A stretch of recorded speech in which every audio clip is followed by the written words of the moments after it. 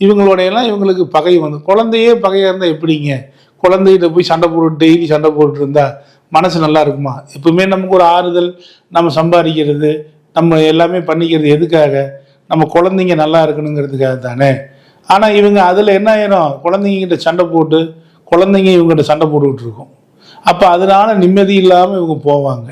அது மட்டும் இல்லை, கடகராசி கடகலக்கணத்துக்கு ஆன்மீகத்தில் ஒரு சந்தேகம் வந்துடும். ஏன்னா காலபுருஷனுக்கு அது 9ஆம் இடம், இவங்களுக்கு அது 6ஆம் இடமா இருக்கிறதுனால கடகராசி கடகலக்கணத்துக்கு தனுசு ராசிங்கிறது இவங்களை பொறுத்த வரைக்கும் அந்த 6ஆம் இடமா இருக்கிறதுனால கொஞ்ச நாள் ஆன்மீகம் இருக்கும், கொஞ்ச நாள் பகுத்தறிவு இருக்கும்.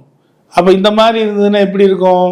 கடவுள் இருக்காரா இல்லையா அப்படிங்கிற எண்ணம் அடிக்கடி இவங்களுக்கு வந்து போகும்.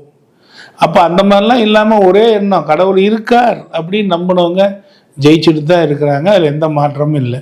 இல்லைன்னா கடவுள் இல்லைன்னா ஒட்டுக்க கடவுள் இல்லைன்ட்டு போயிருங்க. ரெண்டுக்கும் நடுவில்